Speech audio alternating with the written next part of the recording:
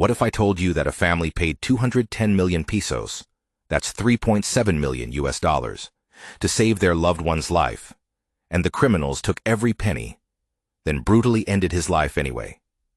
What if I told you this wasn't some random street crime, but a calculated execution by organized crime syndicates that shocked an entire nation? And what if I told you that this case exposes a dark underworld of corruption and violence that reaches the highest levels of society? This is the story of Anson Que, a steel empire builder, a philanthropist, a man whose business decisions shaped entire industries, a man who thought his wealth and connections could protect him. He was wrong. On March 29, 2025, Anson Que stepped into his car after a routine dinner in the Philippines. Within hours, he and his driver had vanished without a trace. What followed was a ransom demand so massive it made international headlines. What came next was a betrayal so brutal it redefined the meaning of organized crime in Southeast Asia. This is not just a story about money.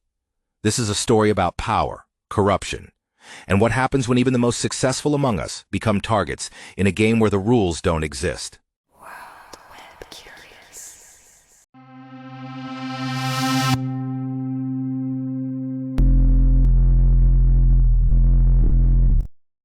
Today, we're diving deep into one of the most brutal and calculated crimes in recent Philippine history. If you're new here, make sure to hit that subscribe button and ring the notification bell, because we cover cases like this every week, cases that will leave you questioning everything you thought you knew about justice, safety, and human nature. Before we begin, I want to remind you that this case involves real victims and real families who are still grieving. We're telling this story to honor their memory and to expose the truth about organized crime that continues to plague communities worldwide. Now, let's dive into the shocking world of Anson Que and the crime that changed everything. To understand why Anson Que became a target, you need to understand who he was. This wasn't just any businessman. This was a man who built an empire from nothing and became one of the most influential figures in the Philippine steel industry. Born in Yongchun, Fujian province in China, Anson Que arrived in the Philippines in 1985 with nothing but ambition and determination. 5 years later, in 1990, he founded Elison Steel, a company that would grow from a small trading operation into one of the nation's most powerful steel suppliers. But Que wasn't just about making money. Under his leadership, Elison Steel transformed from dealing in second-grade materials to dominating the market in structural steel. Industry insiders didn't just see him as an executive. They viewed him as a figurehead whose decisions shaped supply chains and pricing structures across the entire country. His influence extended far beyond commerce. Que held leadership positions in the Philippine Chinese Chamber of Commerce, the Fujian General Chamber, and the Filipino-Chinese Friendship Association. Through these organizations, he championed cultural diplomacy and economic exchange between China and the Philippines. Charity was a constant in his life. Since the 1980s, Que had funneled over 20 million yuan to projects in his hometown, funding roadworks, educational initiatives, and disaster relief. He was equally active in supporting local students in Manila through scholarships and community school programs. As one member of the Filipino-Chinese Federation said, his work bridged borders, economic, cultural, and generational. He represented possibility. This was a man who had everything: wealth, influence, respect, and the power to shape industries. But in the Philippines of 2025, none of that mattered when organized crime syndicates decided you were worth more dead than alive. March 29th, 2025 started like any other day for Anson Que. He had dinner plans, a routine business meeting in Bulacan province, just north of Manila. It was the kind of meeting he'd attended hundreds of times before. He brought his trusted driver, Armani Pabillo, a man who had worked for the family for years. After dinner, they walked to their vehicle. Security cameras captured them getting into the car. That was the last time anyone would see them alive. When Que failed to return home that evening, his family initially wasn't alarmed. Business dinners often ran late, and Que was known for his dedication to his work. But as hours turned into a full day with no contact, panic began to set in. Then came the message that changed everything. The kidnappers' demand was breathtaking in its audacity: 210 million Philippine pesos. That's 3.7 million US dollars, one of the largest ransom demands in Philippine history. But this wasn't just about the money. The way the demand was delivered, the precision of the operation, the complete disappearance of two men in broad daylight. This had all the hallmarks of a professional syndicate operation. The family faced an impossible choice: pay the ransom and hope for the best, or refuse and almost certainly guarantee their loved one's death. For a family with Ke's resources, there was really no choice at all. They paid every single peso. The ransom was transferred in 3 carefully orchestrated installments, exactly as the kidnappers demanded. The family complied with every instruction, met every deadline, followed every rule. They believed they were buying their father's life. They were wrong. The kidnappers had already made their decision. This was never about ransom money.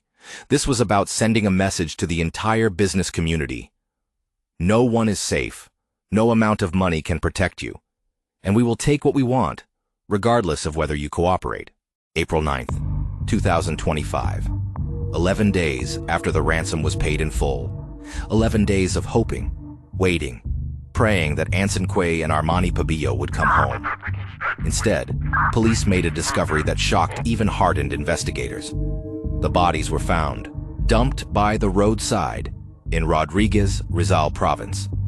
Discarded like garbage in a location clearly chosen to maximize the psychological impact. But it wasn't just where they were found that horrified investigators. It was the condition of the bodies. Both victims had been bound with nylon rope and wrapped in duct tape. Their faces were deliberately disfigured, not as part of the killing, but as a calculated act of disrespect and intimidation. There were clear signs of prolonged torture and strangulation. These men had suffered before they died. The bodies were stuffed into rice sacks, a final insult that demonstrated the complete dehumanization of the victims. This wasn't just murder. This was a statement. Brigadier General Jean Fajardo, spokesperson for the Philippine National Police, confirmed what everyone feared. There were signs of bruises and some body injuries, and signs of strangulation. But perhaps the most chilling aspect of the discovery was the timing. Forensic evidence suggested that Que and Pabillo had been killed on or around March 29th, the same day they disappeared. The kidnappers had taken the ransom money while the victims were already dead. The ransom negotiations, the careful payment schedule, the family's desperate hope. It had all been a cruel charade. The killers had never intended to release their victims alive. This revelation sent shockwaves through the Philippine business community. If someone as wealthy and connected as Anson Que could be kidnapped and murdered despite paying a massive ransom, who was safe? The answer, according to investigators, was no one. As investigators dug deeper into the case, a disturbing pattern emerged. This wasn't the work of amateur criminals or desperate individuals. This was the signature of organized crime syndicates with connections that reached deep into the Philippine underworld. Authorities began investigating possible links to the now banned Philippine offshore gaming operators, known as POGOs. These enterprises, once presented as legitimate online gaming platforms meant to attract foreign capital, had become synonymous with organized crime.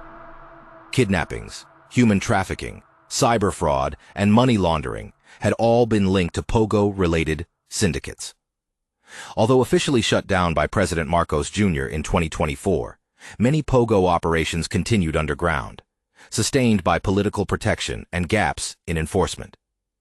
Several recent abduction cases involving Chinese nationals shared patterns nearly identical to Que's case: ransom demands, silence, and ultimately violence. As one risk analyst tracking illicit finance in Southeast Asia noted, the methods in Que's case parallel what we've seen in POGO-linked operations: high-profile targets, extreme coercion, and zero tolerance for loose ends. The precision of the operation raised another disturbing possibility: that Que may have recognized those responsible. Rather than risk exposure, the perpetrators may have decided to eliminate both victims after the ransom was secured.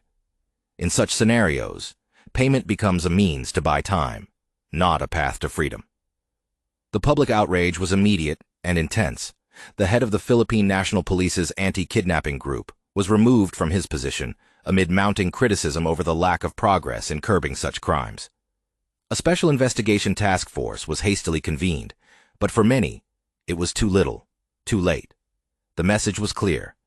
Organized crime syndicates had evolved beyond simple kidnapping for ransom. They had become execution squads that used ransom demands as psychological warfare against families and communities. The arrest of suspects in May and June 2025, including Wenli Gong, also known as Kelly, brought some measure of justice to the case. But the damage was already done. The Anson Que murder had exposed the terrifying reality of organized crime in the Philippines and the complete failure of law enforcement to protect even the most prominent citizens.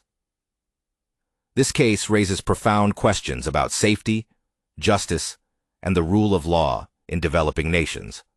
When organized crime syndicates can operate with such impunity that they murder victims even after receiving massive ransom payments, it signals a complete breakdown of social order. The implications extend far beyond the Philippines. This case demonstrates how organized crime has evolved in the digital age, using sophisticated networks and international connections to carry out operations that would have been impossible just decades ago. For the business community, the message is chilling. Wealth and influence are no longer protection against organized crime.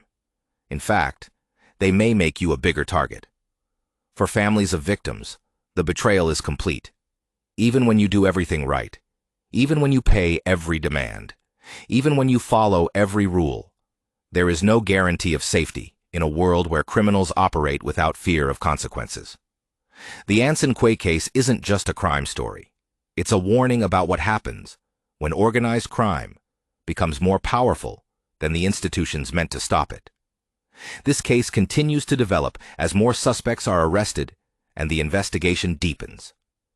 The full extent of the syndicate's operations may never be known.